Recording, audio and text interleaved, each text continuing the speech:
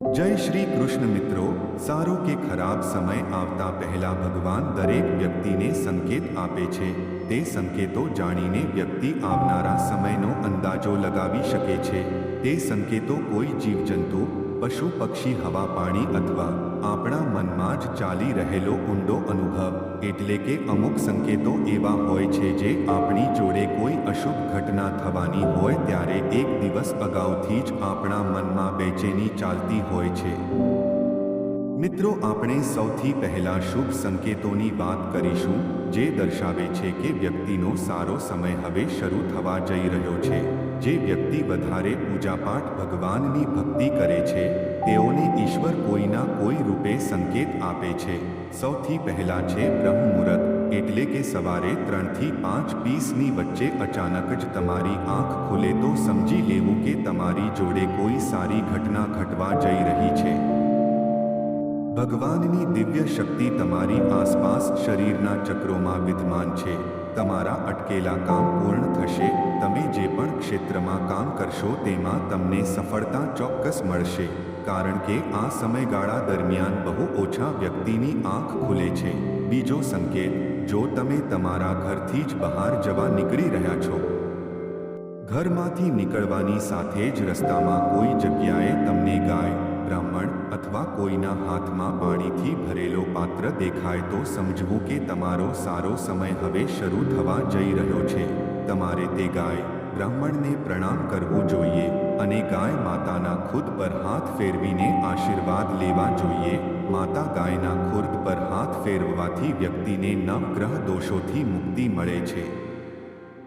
જો કોઈ વ્યક્તિની કુંડળીમાં મંગળ, શનિ, સૂર્ય, ગુરુ, શુક્ર જેવા ગ્રહોની સ્થિતિ ખરાબ હોય તો પણ તે સારું પરિણામ આપવાનું શરૂ કરે છે, કારણ કે ગાય માતાના શરીરમાં 33 કોટી દેવી દેવતાઓનો વાસ છે.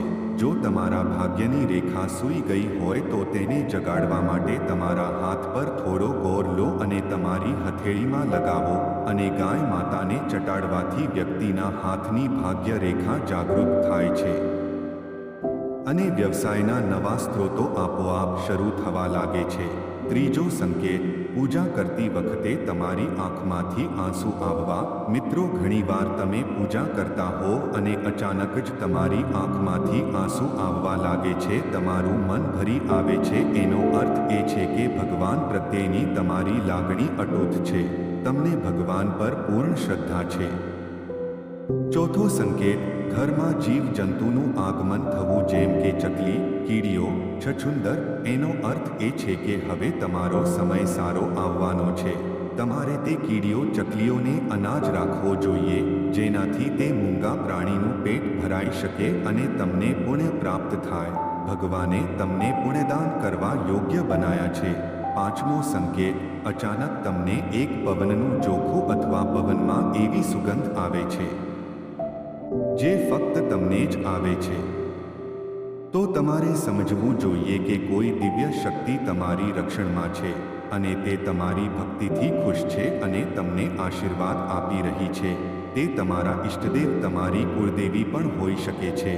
મિત્રો, હવે વાત કરીશું અશુભ સંકેતની, જેને જાણીને આપને આવનારા સંકટનો અનુમાન લગાવી શકીએ છીએ. જો પુરુષની ડાબી આંખ ફરકે તો સમજવું કે કંઈ અશુભ થવા જઈ રહ્યું છે, પરંતુ પુરુષની જમણી આંખ ફરકવું તે એક શુભ સંકેત છે. તેવી જ રીતે મહિલાઓની ડાબી આંખ ફરકવું શુભ સંકેત માનવામાં આવે છે અને જમણી આંખનું ફરકવું અશુભ સંકેત કહેવામાં આવે છે.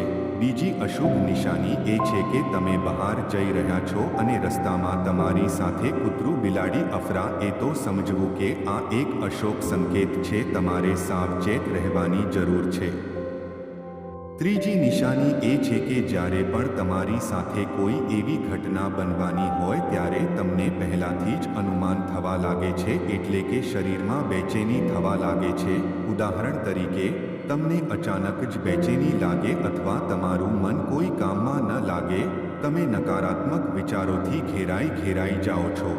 આવા સમયમાં તમારે તમારા ઈષ્ટદેવનું ધ્યાન કરવું જોઈએ, જેથી કરીને આવનારો સંકટ જો હાથી જેવડો હશે પણ એક કીડીમાં રૂપાંતરિત જશે, કારણ કે ભગવાન શ્રી કૃષ્ણ કહે છે કે વ્યક્તિએ કરેલા સારા કર્મ તેને અવશ્ય પ્રાપ્ત થાય છે અને તે જ સારા કર્મના આધારે ભગવાન તેની રક્ષા કરે છે. તો મિત્રો, આવી જ રીતે ભગવાન સારા વ્યક્તિને સંકેતો આપે છે, ભગવાન તેની રક્ષા કરે છે. મિત્રો, આજની કહાની કેવી લાગી કમેન્ટ કરીને જરૂર જણાવજો. અને વિડિયો સારો લાગ્યો હોય તો લાઈક અને શેર જરૂરથી કરજો. અને ચેનલ પર નવા હોય તો આ અમારી ચેનલને સબસ્ક્રાઇબ કરવાનું ભૂલતા નહીં. ફરી મળીશું એક નવા વિડિયો સાથે. જય સ્વામિનારાયણ, જય શ્રી કૃષ્ણ, હર હર મહાદેવ.